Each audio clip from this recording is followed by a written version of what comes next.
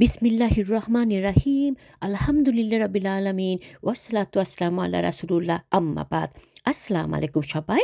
আজ আমি আলাপ করব কিছু নসিহা নিয়ে, কিছু উপদেশ নিয়ে, যাতে আমরা চিন্তা ভাবনা করতে পারি, হয়তো কারো উপকার দিবে ইনশাআল্লাহ। এর আগেও আমি এই মোটিভেশনাল টক্স নিয়ে ৮টা পর্ব করেছি। ডেসক্রিপশন বক্সে লিংক দিয়ে দেব, শুনে নিন প্লিজ। তো এক মহিলা তার ছেলের বিয়ে দিল। তারপর অদ্ভুত ব্যাপার শুরু হলো। ছেলের বউ প্রতিদিন খাবার টেবিলের ছবি তুলে ফেসবুকে না দিয়ে নিজেও খায় না, কাউকে খেতে দেয় না। প্রথম দিন ব্রেকফাস্ট টেবিলে শাশুড়ি খাবার তুলে দিচ্ছিলেন। ছেলের বউ বাধা দিল, না মা না মা, আগে খাবার টেবিলে একটা ছবি তুলে নেই, ফেসবুকে দেব, তারপর আমরা খাবো। শাশুড়ির ফেসবুক সম্বন্ধে তেমন আইডিয়া নাই, তাই অবাক হয়ে জিজ্ঞেস করলেন, তোমাদের বাড়িতে কি সবসময় এমন হয়? বউ বলল, মা এটা আমাদের বাড়ি বলে না, সবাই তাই করছে। শাশুড়ি বললেন, অদ্ভুত তো, লোক দেখাতে হবে কেন আমরা কি খাচ্ছি না খাচ্ছি? তখন বউ বলছে, আপনি বুঝতে পারছেন না মা, এটা ঠিক লোক দেখানো না, এটাকে বলে শেয়ার করা। এটা একটা অনুভূতি, কার বাড়িতে কে কী খাচ্ছে, বুঝলেন না? শাশুড়ি এবার রেগে গিয়ে জিজ্ঞেস করলেন, আচ্ছা এই অনুভূতি সবার সাথে শেয়ার করে কী লাভ হয়? বউ কোনো উত্তর দেয় না। উত্তর তো তার নিজেরই জানা নেই। তবে খাওয়ার আগে প্রতি বেলার খাবারের ছবি তুলছে আর ফেসবুকে সেই ছবি পোস্ট করছে, তারপর খাচ্ছে। এবং খাওয়ার মাঝেও মাঝে মাঝে স্মার্টফোনে বারবার দেখছে ওই যে কয়জন কমেন্ট করেছে, কয়টা লাইক পড়েছে। কি পরিচিত লাগছে? আজকাল আমাদের ঠিক এই অবস্থা, তাই না? ফেসবুক একেবারে ওপেন বুক হয়ে গেছে। না পারি পুরা ফেলতে, না পারি পুরা গিলতে। একদম তাই। স্বামীর জন্মদিন, সে আপনার পাশেই বসে আছে, কিন্তু ফেসবুকে লিখে দিলেন, হ্যাপি বার্থডে ডিয়ার হাজব্যান্ড। আপনার জন্য সে কেক, ফুল বা গিফট আনলো। কেক কাটবেন, খাবেন, গিফট দেখবেন, তাকে থ্যাঙ্কস জানাবেন। তা না করে কি করবেন? আগে ছবি তুলবেন। ফেসবুকে ছবিগুলো দিতেই হবে, না হলে কিসের কেক খাওয়া আর কিসের গিফট পাওয়া? ওগুলো পেয়ে লাভ কি হলো? তারপর না হয় তাকে থ্যাঙ্কস জানানোর চিন্তা ভাবনা করবেন। রেস্টুরেন্টে গেলে খাবার সামনে এলে আগে খাবার জন্য মন আনচান করতো, এখন ছবি তোলার জন্য মন আনচান করে। বাসায় গেস্ট এলে নিজের হাতে যা কিছু সম্ভব রান্না করে মেহমানকে খাওয়ানো, রান্না ভালো হলে প্রশংসা শোনার জন্য অবচেতন মন কান পেতে থাকতো। এত কষ্ট করে রান্না করার পর কেউ দুটো ভালো কথা বললে তখন কী যে খুশি লাগতো। আর এখন খাবারগুলো ডেকোরেশনের আপ্রাণ চেষ্টা করা হয়।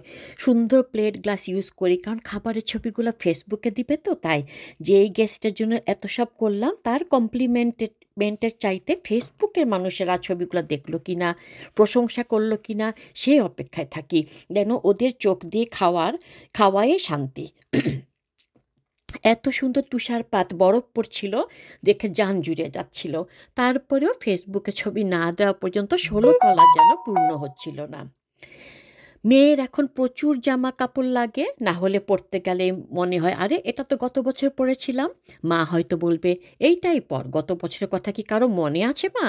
মেয়ে বলে, কি যে বলো মা, তখন ছবি তুলে ফেসবুকে পোস্ট করেছিলাম না, সবাই দেখেছে আর এখনও দেখছে, তাই কিছুতে এটা এখন আর পরা যাবে না, তাই নিত্য নতুন কাপড় কিনতে হবে। স্বামীর সাথে ভ্যাকেশনে গেলেন, দিলেন কিছু রোমান্টিক ছবি আপলোড করে, বুঝালেন, লুক অ্যাট আস, আমরা কত হ্যাপি কাপল। তারপর যখন তার সাথে আবার ঝগড়া হলো, সেটা কিন্তু চেপে গেলেন, ওটা কি ফেসবুকে দেওয়া যায়? কি বলবে লোকে? আবার না দিলেও পেটের ভাত হজম হচ্ছে না, কি করা যায়? বুদ্ধি করে কাব্য করে লিখলেন, আজ আমার মনটা খুব খারাপ, শ্রাবণের কালো মেঘে ঢাকা আকাশের মতো, বৃষ্টি নামলো বলে। আপনি কাঁদছেন সেটা তো আর সরাসরি বলা যায় না, তাই সেটাকে বৃষ্টি বলে চালিয়ে দিলেন। নফল রোজা রেখেছেন, সেক্ষেত্রে চালাকি করে লিখলেন স্ট্যাটাস, উফ এত মাথা ধরেছে, অপেক্ষায় আছি কখন ইফতার করে চা খাবো। এই জাতীয় কিছু লিখলেন, যেটা পড়ে সবাই বুঝতে পারেন যে আপনি রোজা রেখেছেন। এটা সম্পূর্ণ রিয়া। কোনো একটা পাপ করলেন, আল্লাহর কাছে ক্ষমা প্রার্থনা করবেন, জায়নামাজে বসে বা 2 হাত তুলে। তা না করে কি করলেন? ফেসবুকে লিখলেন, হে আল্লাহ আমাকে মাফ করে দেন। যেন আল্লাহ শুধুমাত্র ফেসবুকে বসে আছেন। আনফর্চুনেটলি আমিও তো এই দলেই। কেন আমরা করি এসব? আমার ছোটোবেলা থেকে ছবি তোলার শখ ছিল, সেই শখটাই ফেসবুক পেয়ে ডানা মেলে ধরেছে। কেন নিজেকে আমরা কন্ট্রোল করতে পারছি না? কিসের এত কিসের এত নেশা? কই ১০-১২ বছর আগেও তো এমন ছিলাম না। সিগারেট খাওয়া, মদ খাওয়া, নেশা করার মতো আমরা সবাই কিন্তু ফেসবুক অ্যাডিক্টেড হয়ে গেছি নেশার মতো। কিছুক্ষণ পরপর ফেসবুকে উকি না দিলে যেন মনে হয় কিছুই করি নাই। সারাদিনে মনে হচ্ছে কোনো মন ভালো করা কাজ করিনি। আস্তাগফিরুল্লাহ।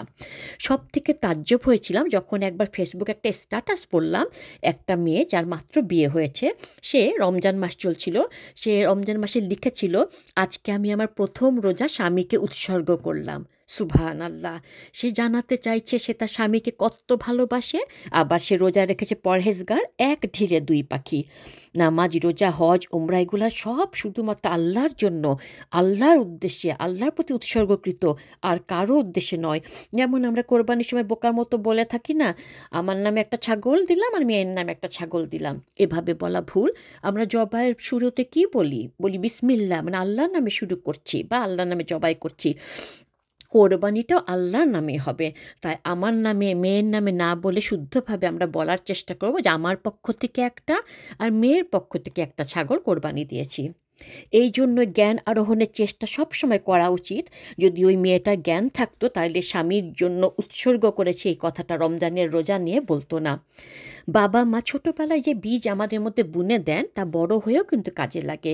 তাই আমাদের বাবা মায়েদের উচিত বাচ্চাদের শেখানো দ্বীন ইসলাম সম্বন্ধে নিজেরও জেনে নেওয়া উচিত ভালো মতন।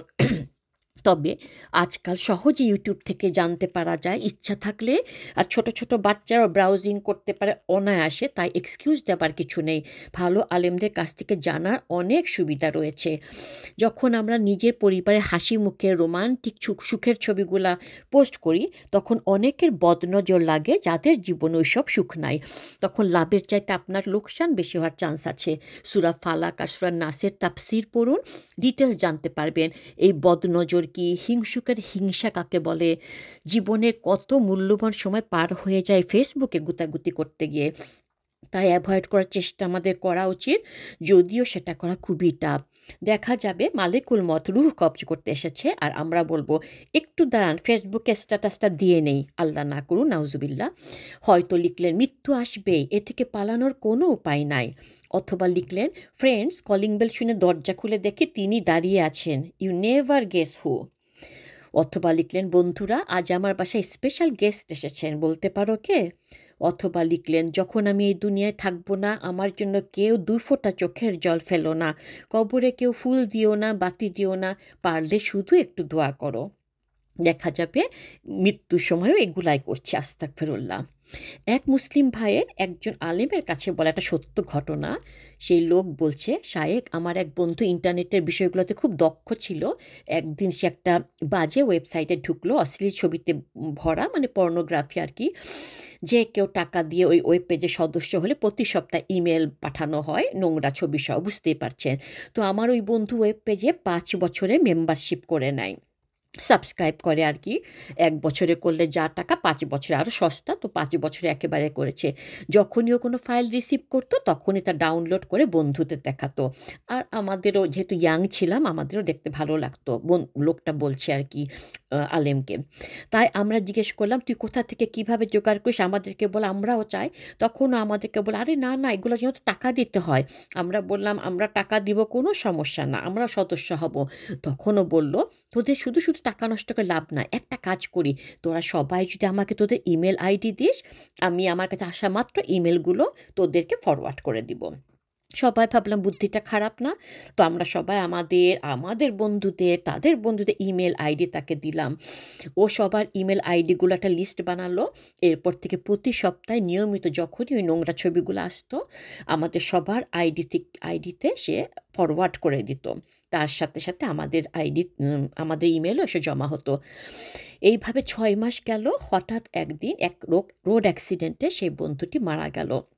ওর এভাবে মারা যাওয়া দেখে আমরা সবাই খুব ভয় পেয়ে গিয়েছিলাম, কষ্টও লেগেছিল। শায়েখ জানাজার নামাজ পড়ে ওকে কবরে শুয়ে আমি বাসায় এসে যখন আমার ইমেল চেক করতে বসলাম তখন দেখলাম ওর আইডি থেকে মাত্র একটা নতুন ইমেল এসেছে। আমি ভাবলাম এটা হয়তো পুরানো ইমেল, ভুলে চেক করা হয়নি, তাই আমি সেটা ডিলিট করে দিলাম। কিন্তু পরের সপ্তাহে আমি আবারও ওর কাছ থেকে সেই অশ্লীল ছবির ইমেল রিসিভ করলাম। তখন চেক করে দেখলাম এটা নতুন ইমেল, পুরানো না। সাথে, সাথে আমি বুঝে গেলাম যে ও নিশ্চয়ই অটো ফরওয়ার্ড অপশন চালু করে রেখেছিল। তাই হয়তো আমি ইমেলগুলা রিসিভ করছি অটোমেটিকলি। তখন আমি ওয়েবসাইটে একটা চিঠি লিখে জানিয়ে দেই যে এই ব্যক্তিটা এখন মৃত, তাই দয়া করে তারা যেন ওর কাছে ফাইল পাঠানো বন্ধ করে দেয়। বুঝতেই পারছেন ওর কাছে পাঠানো ফাইল আমাদের অনেকের কাছে যাচ্ছে। ওর পাসওয়ার্ড চেয়ে তারা আমাকে রিপ্লাই ব্যাক করলো, কিন্তু যেহেতু আমি বন্ধুর পাসওয়ার্ড জানি না, ওটা দিতে ব্যর্থ হই, তাই তারা কিছুই করতে পারবে না। তারা বলল, দুঃখিত, পাসওয়ার্ড ছাড়া আমরা কিছুই করতে পারবো না। এই ব্যক্তির এখনও 4.5 বছরের জন্য সাবস্ক্রিপশন বাকি রয়ে গেছে, তাই সাবস্ক্রিপশন শেষ না হওয়া পর্যন্ত অপেক্ষা করতে হবে। তার মানে ওই মেলগুলা আসতেই থাকবে আরও 4.5 বছর পর্যন্ত। শায়েখ, আজ প্রায় 2 বছর হয়ে গেল আমার বন্ধু কবরে শুয়ে আছে, অথচ প্রতি সপ্তাহে ও আর ওর সাথে আমরা সবাই সেই অশ্লীল ছবির ইমেল রিসিভ করে যাচ্ছি। এটি একটি সত্যি গল্প। শায়েখ মোহাম্মদ আল আরিফির কাছে স্বয়ং মৃত ব্যক্তিটি বন্ধু ঘটনাটা বর্ণনা করেছেন। এইভাবে যদি ফেসবুক জাতীয় সোশ্যাল মিডিয়াগুলোতে, ইউটিউবে আমরা নাচ গান অশ্লীল কিছু আপলোড করি, শেয়ার করি, আমরা মারা যাবার পর কবরে শুয়েও ওইগুলো চালু থাকবে, আর বছরের পর বছর মানুষ দেখবে, পাপ কামাবে, আর আপনি আমি কবরে শুয়েও শাস্তি পেতে থাকবো। আল্লাহ না করুন। হয়তো গোপনে কিছু নোংরামিতে জড়িয়ে গেছেন যা আর কেউ জানেন আপনি ছাড়া। আপনি মারা গেলে আপনার পরিবার, মা বাবা, ভাই বোন, স্বামী, ছেলেমেয়েরা, তারা তখন ওগুলো সব দেখতে পারবে, জানতে পারবে যখনই আপনার ইমেল ধরবে বা হিস্ট্রিতে দেখবে আপনি কোন কোন ওয়েবসাইটে ক্লিক করেছিলেন, গিয়েছিলেন, ওগুলা তারা জানতে পারবে। যে মারা যাওয়ার পর শোকে মর্মাহত সবাই, তারা তখন অবাক হয়ে যাবে, লজ্জিত হবে। যারা আপনাকে এত ভালো জানতো, সে আপনি এসবে জড়িত, আপনার জন্য যেটুকু দোয়া করতো সব বাদ হয়ে যাবে। পরিবারের সবাই এগুলো নিয়ে আলাপ আলোচনায়, গবেষণায় নামবে।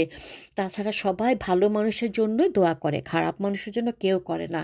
তাই আপনার খারাপ দিকগুলো যখন সবার নজরে এলো, আপনি তখন খারাপ মানুষের দলে চলে যাবেন, আর তখন আপনার জন্য কেউ দোয়া করবে না। সাদকায়ে জারিয়া কাকে বলে? ভালো কোনো আমল চালু করে গেলে তার সোয়াব মৃত্যুর পরও পেতে থাকবেন। যেমন মসজিদ, মাদ্রাসা নির্মাণ করা, এতিমখানা বানানো, নলকূপ খনন করে পানির ব্যবস্থা করা, দ্বীনি পুস্তক লিখে যাওয়া যার দ্বারা মানুষ উপকৃত হয়, ইলম হাসিল করা, কাউকে কুরআনুল কারীম, হাদিসের বই হাদিয়া দেওয়া ইত্যাদি। আর এর উল্টাটা হলো গুনাহে জারিয়া। যা কিছু খারাপ শুরু করে যাব, যত মানুষের ক্ষতি হবে, গুনাহ করবে, পাপের পথে যাবে, তার অংশ কবরে শুয়েও কন্টিনিউয়াসলি পেতে থাকবো। এই গল্পটি হলো তার উদাহরণ। সুতরাং হে মুমিন ভাই বোনেরা, আমরা যা কিছু করব চলুন ভালোভাবে চিন্তাভাবনা করে করি। একসময় বুঝে বা না বুঝে যেসব নাচ গান আপলোড করেছি, বা ইচ্ছা বা অনিচ্ছা এর চাইতে অশ্লীল কিছুর সাথে জড়িয়ে গেছি, সময় থাকতে, বেঁচে থাকতে চলুন ওগুলা থেকে আমরা সরে আসি। সব সোশ্যাল মিডিয়া থেকে ডিলিট করে ফেলুন। Facebook, Instagram, TikTok, x, Twitter, x যাই বলেন না কেন, সব জায়গা থেকে যা কিছু আপনি উল্টাপাল্টা পোস্ট করেছিলেন, আপলোড করেছিলেন, প্লিজ সব ডিলিট করে ফেলুন। আর আল্লাহর কাছে ক্ষমা প্রার্থনা করুন। আল্লাহ নিশ্চয়ই ক্ষমাশীল। আল্লাহ আমাদের নেক আমল করা তৌফিক দান করুক, আমিন। কাউকে ছোটোখাটো করার উদ্দেশ্যে আমি এগুলো বলিনি, বুঝাবার জন্য বলেছি। চলুন আল্লাহর কাছে দোয়া করি যেন আমাদের এই ফালতু নেশাটা আল্লাহ কাটিয়ে দেন। দুনিয়ার ফিতনা থেকে আল্লাহর কাছে আমরা আশ্রয় প্রার্থনা করি, আমিন। আজ এই পর্যন্তই, আবার কথা হবে এখানে ইনশাআল্লাহ। এই ভিডিওটি ভালো লাগলে শেয়ার করুন, হয়তো কারো উপকারে আসবে, আর সেই উপকারের জন্য আপনিও সওয়াব পাবেন ইনশাআল্লাহ। সুবহানাকা আল্লাহুম্মা বিহামদিকা আশহাদু লা ইলাহা ইল্লা আনতা আস্তাগফিরুকা ওয়া আতুবু ইলাইক। ভিডিওটি ভালো লাগলে প্লিজ শেয়ার করুন অ্যান্ড সাবস্ক্রাইব মাই চ্যানেল। আল্লাহ হাফেজ।